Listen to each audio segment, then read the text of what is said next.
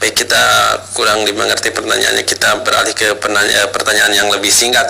Assalamualaikum Ustaz, Afwan, mohon dijawab Ustaz, kenapa kita bisa berada di lingkungan yang dikelilingi oleh orang-orang yang tidak jujur dan licik, tidak jujur dan licik, padahal kita tidak pernah berbuat seperti itu. Apa yang harus dilakukan Ustaz supaya saya dijauhkan dari orang-orang seperti itu? Jazakallahu khairan. Silakan Ustaz. Ya, Masya Allah, barakallahu fiik. Ya, mengapa kita, ini mungkin contoh sebuah kasus ya, kita dikelilingi oleh situasi, dikelilingi oleh orang-orang yang memiliki akhlak buruk ya, barangkali ya, kesimpulannya ya. Dibahasnya tadi apa? Tidak jujur dan licik. Tidak jujur dan licik ya. Bedanya licik dan tidak jujur apa? Ya 11-12 ya, mirip lah ya, gitu kan, saudara kandung ya. Gitu. Mengapa? Ya kalau saya mengapa ya nggak tahu juga gitu ya. Tetapi kita bicara tentang begini, bicara tentang, padahal saya udah berbuat baik, kenapa saya keliling oleh orang-orang yang seperti itu? Ya, kita mengatakan bahwasanya Rasulullah SAW itu pernah berada dekat bersama orang-orang yang lebih buruk daripada kita, dikelilingi oleh kaum musyrikin begitu kan, ketika beliau berada di Mekah. Depan, belakang, kemana-mana beliau, ya, para penyembah berhala. Jadi kita bukan orang yang pertama mengalami, orang yang lebih tinggi keimanannya, bahkan Rasulnya Allah Subhanahu wa Ta'ala juga seperti itu, gitu kan. Jadi jangan terlalu bersedih ya, artinya bahwa sikapi saja itu sebuah hal yang biasa, gitu kan. Itu bagian dari pengujian keimanan kita ya, untuk kita istiqomah, untuk kita mencari cara untuk bisa berdakwah, menguji kesabaran kita, membersihkan dosa-dosa kita, gitu kan. Banyak nilai positif ya. Namun bila kita merasa bahwa lingkungan pertemanan yang ada sekeliling kita itu memang betul-betul sudah pada tahapan mengancam keistiqomahan kita, kita sudah berada pada posisi yang sudah tidak tahan dan tidak kuat lagi, maka di sana ada namanya hijrah, gitu kan, hijrah tempat namanya. Memilih ya lokasi yang baru dengan teman yang lebih baik, yang lebih soleh, seperti itu. Dan inna Allah wasi'atan, ya wasi'atun, sungguhnya bumi Allah ini luas. Jadi kita jangan terkungkung bahwasanya hidup kita kalau nggak di situ nggak akan bisa hidup. Nah, ini sebuah kekeliruan besar begitu. Ya, bumi Allah ini luas. Itu memang ketika kita melihat bahwasanya kita sudah sampai pada batasan tidak bisa mempertahankan lagi ya agama kita di situ misalnya. Tapi kok hanya sekedar ini masalah buruk muamalah ya, misalnya tidak jujur dan licik, hanya berkaitan dengan masalah ketika tiap kali kita pengen usaha kok ketemunya gitu kan, bukan hari itu wae gitu ya, misalnya tiap kali pengen dagang ketemunya nggak jujur lagi, tiap kali pengen usaha ditipu wae gitu ya. Apa salah saya gitu kan? Padahal saya mah berusaha untuk jujur, saya berusaha untuk soleh gitu kan, soleha misalnya kok perempuan gitu kan. Tapi ketemunya gitu lagi gitu. Apa yang harus kita lakukan? Ya mungkin harus ganti profesi gitu ya. Jangan jadi pedagang. Mending mungkin jadi guru gitu kan, guru akhlak misalnya. Gitu kan. Mengenai tentang kejujuran, bisa seperti itu.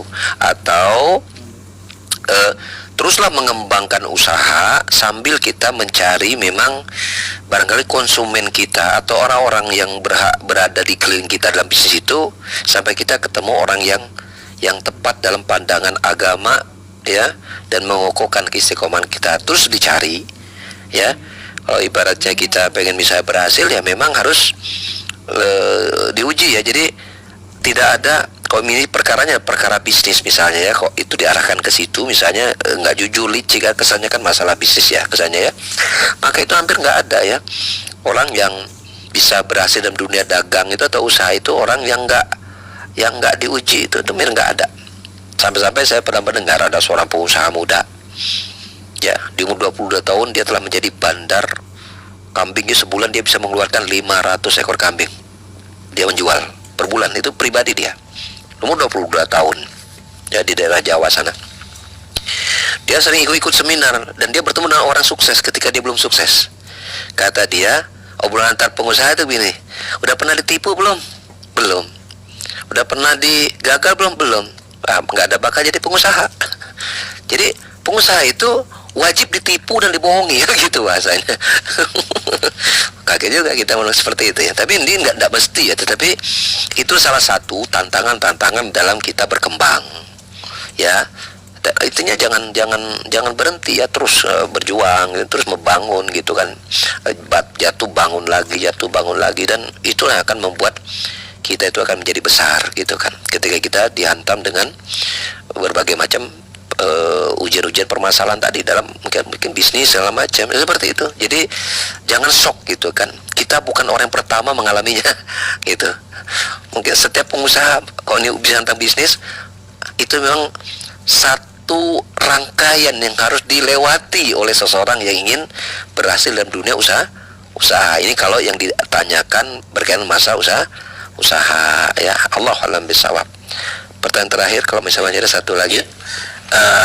Kami mengundang kepada para pendengar atau pemirsa dimanapun antum berada yang akan bertanya langsung kepada Ustadz melalui line telepon. Silakan bisa melalui line telepon di nomor 022 86862637. Sekali lagi di nomor telepon 022 86862637. Ya, baiknya sepertinya tidak ada penelpon, tapi ada tadi penanya. Assalamualaikum Ustadz. Apa yang dimaksud dengan ayat di bawah ini, yaitu ayat Al-Furqan ayat ke-67, walladzina idza anfaqu lam yusrifu wa lam yaqturu wa kana baina dzalika qawama. Dan termasuk hamba-hamba Tuhan yang Maha Pengasih, orang-orang yang apabila menginfakkan harta mereka tidak berlebihan dan tidak pula kikir di antara keduanya secara wajar. Pertanyaannya, apakah artinya bersedekah itu harus ada batasnya, Ustadz? Silakan. Iya, kan jelas dong.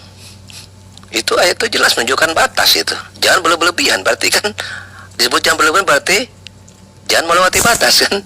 Disebut berlebih itu berarti melewati batas. Ada batasnya.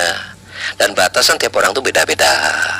Nggak ada patokan pada satu orang itu batasnya sama dengan yang lain, beda-beda gitu kan. Gitu. Kita punya kewajiban memberikan nafkah misalnya ya, kepada menjadi kewajiban kita. Misalnya kita punya uang, kewajiban itu nilai angka misalnya 40.000.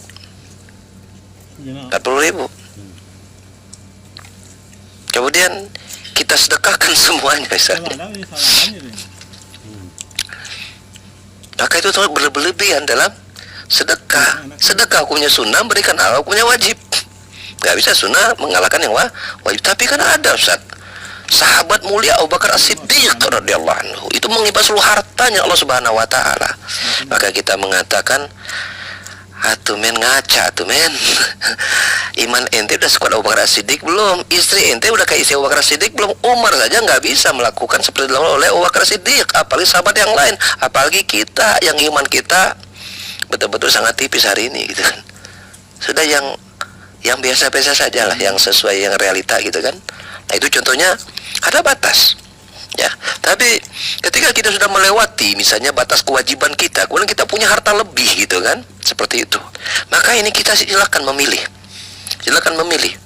ya, untuk kita infakkan seluruhnya Allah Subhanahu wa taala. Itu yang dilakukan dalam hadis yang riwayat Muslim tentang apa, dan ini kita sering dengar ya dari Ustaz kita Ustaz Wahid menyampaikan tentang ada ketika ada seorang berjalan, kemudian mereka mendengar mendengar ada ke langit ada awan, kemudian berbunyi lihat asgi wadi fulan gitu kan, turunkan hujan kepada kebunnya si fulan ya, asgi hadi kata fulan gitu, berikan hujan kepada ini. Diikuti awan, ternyata hujan di kebun tersebut situ saja, yang lainnya tidak gitu kan. Maka orang itu bertanya kepada, singkat cerita, maka orang itu bertanya kepada penghuni kebun itu, apa yang kau lakukan sampai Allah Subhanahu wa taala kemudian memuliakanmu dengan kondisi seperti itu? Maka ketika aku panen, maka aku bagi tiga, sepertiga untuk keluarga aku, sepertiga untuk memperpanjang pembelian bibit setelah pertanian untuk melanjutkan bercocok tanamnya, hingga sepertiganya aku infakkan semua jalan Allah Subhanahu wa taala. Nah, kalau kita bisa seperti itu tuh bagus. Kita punya uang 100.000, 50.000 untuk kewajiban kita, 50.000-nya kita infakkan sebagai Allah Subhanahu Wa Taala, maka itu masih dalam batas yang boleh. Tapi kalau kita mau 20.000-nya kita simpan juga nggak apa-apa.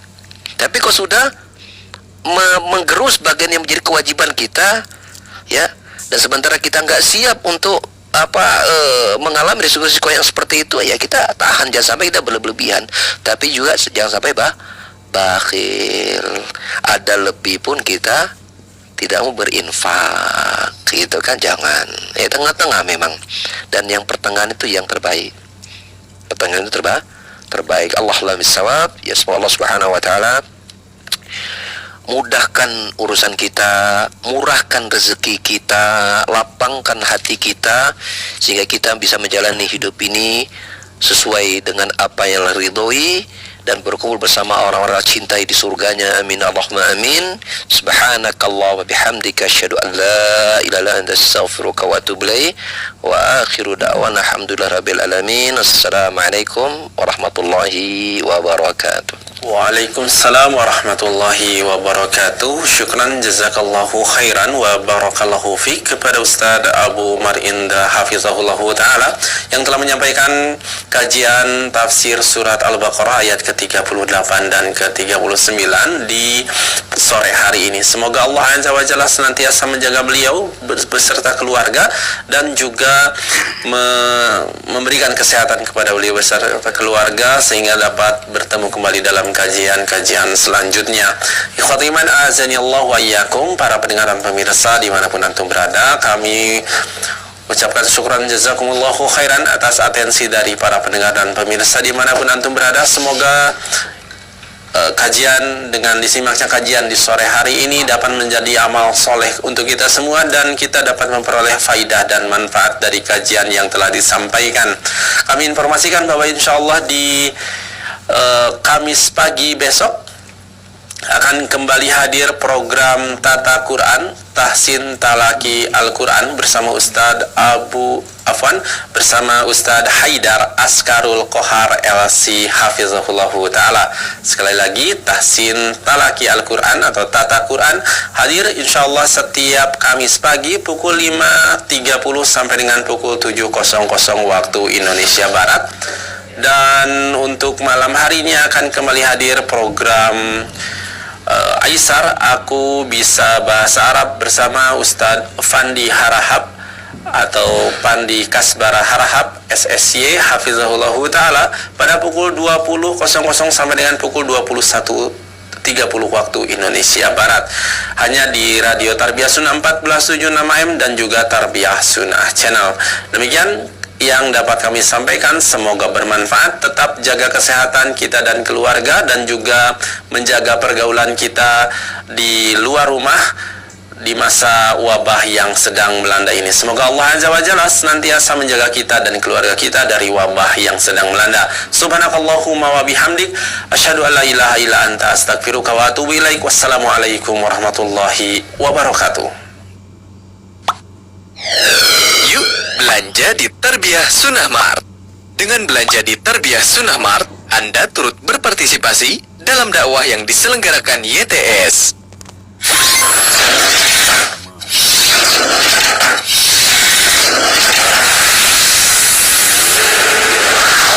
Tarbiyah Sunnah Channel. Lillah, nyunnah, merenah.